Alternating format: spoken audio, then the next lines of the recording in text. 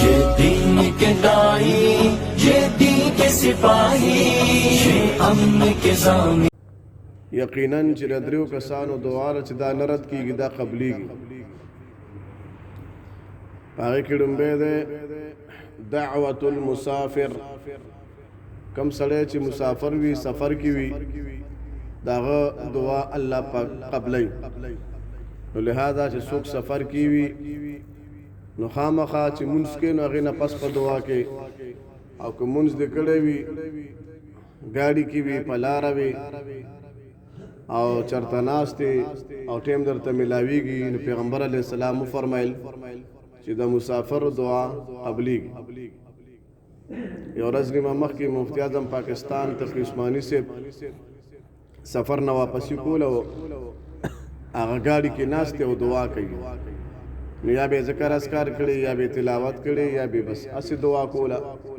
نو هغې سره لیکلي مو چې یاره دا شیخ الحدیث صاحب ته پته ده چې په سفر کې دعا قبلیږي نو دا وګوره په ګاډي کې هم ناست او دعا کوي الله پاک ته منت او زاري کوي او حقیقتا چې کافي ټیم لاس یې اوچت کړی الله ته منت زاري او دعاګانې کړي او موږ هر وخت محتاج یو. دا پیغمبر علیه السلام طرف نه موږ ته ډېره لویه خوشخبري ده چې موږ ته چالو خولو چې سفر باندې کله هم ځې نو دعا کوه دعاګانې الله پاک قبلوي. دویم نمبر دعوة المظلوم. چې چا سره ظلم او زیاتې وشي او دی لاس اوچت کړي نو چې ده سم وي نو بس دا الله پاک قبلوي. نو لهذا چې موږ ظالمان جوړ نشو چا سره ظلم ونکو چا سره زیاتې ونکو لکه مظلوم چې الله پاک ته لاس اوچت کړي نو الله پاک د هغه دعا نه رد کوي. اوس که هغه تا پسې هر څه وي او که الله ته ځان دپاره څه وي او که ستا خلاف یې ورته وي نو بس الله خو نه رد کوي. دریم نمبر دعوة الوالد على ولده او كما قال النبي صلى الله عليه وسلم.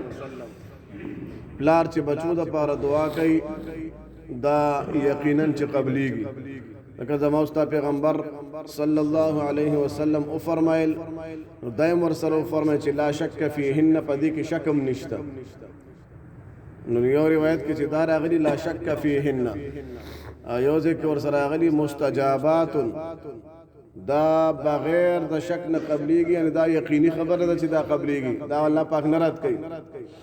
لہذا پلار بچو د پاره دعا کوي دعوة الوالد على ولده. د پلار د بچو د پاره دعاګانې کول دا الله پاک قبلوي. نو اوس په بل طرف ته هم تاو شي که پلار ته چا دک ورکو تکلیف ورکو پلار چا کور نو شړلو په جړا جړا ستړی کو نو ګورې که ته خیر یو کړي بیا به هغه هم قبلیږي. لکه د پلار دعا قبلیږي نو ګورې که خلاف کې درته لاس اوچت کړي بیا به هغه هم قبلیږي بیا به هغه هم نه ودرېږي. نو لهذا د مور او پلار خدمت کول چې الله پاک ته منت او زارو کې چې پیغمبر علیه السلام فرمایي چې دعای قبلیږي چې دا لاسونه راپسې اوچت شي او زموږ دپاره د دنیا او د آخرت د خوشحالۍ ذریعه جوړه شي زموږ دپاره د دنیا او د آخرت د کامیابۍ ذریعه جوړه شي. نن سبا معاشره کې چې بې انتها ظلم کېږي ګورې اکثر مور او پلار سره کېږي او داسې وخت رالو چې اوس بچي مور او پلار ته وایي زه به در سره حساب کتاب کومه. بچی چې ګورې نن سبا ګټه وټه کوي نو پلار سره حساب کتاب کوي حالان کې دی چې دې زیر ته ورسولو نو ده سره چا حساب کتاب کړی دی. حساب کتاب اوس پلار سره خلق دی نو پلار به په دې خوشحالي کې خفه کېږي. او پیغمبر علیه السلام وفرمایي چې انت ومالک لابیک ستا دا مال خو لا مال دی تم د دې مور او پلار تم د دې پلار هر څه ستا د پلار دی. نو پلار دې ځای ته جوړول چې هغه زما او ستا لپاره دعاګانې وکړي دې ته نه مجبورول چې الله سوچت کې موت ته خیري شروع کړي چې خدای پاک داسې بچي خو چاله هم ورنه کړي چې دا ورځ خدای په چا رانولي. لکه الله ته که منت او زاري شروع کړو خدای پاک د خپل عبادت نه پس فرمایي وبالوالدین احسانا مور او پلار سره ورې نیک سلوک وکړي. خپل عبادت نه پس فوراً داسې فرمایلی دي وبالوالدین احسانا مور او پلار سره څه کوي نیک سلوک وکړي.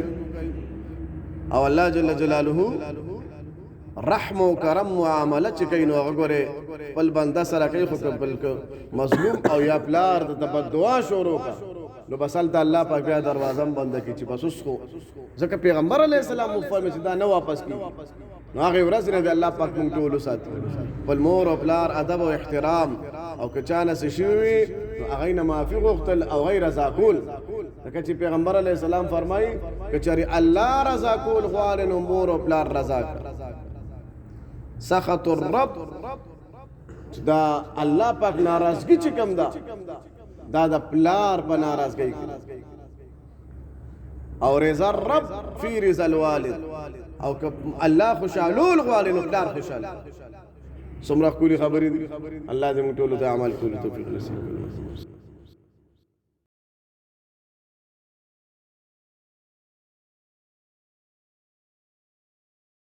दोस्तों अगर आपको हमारी वीडियो अच्छी लगे तो हमारा यूट्यूब चैनल ज़रूर सब्सक्राइब कीजिए, वीडियो लाइक कीजिए और कमेंट्स में अपनी राय ज़रूर दीजिए ताकि हमारी हौसला अफजाई हो और अपने दोस्तों से शेयर कीजिए। बहुत बहुत शुक्रिया।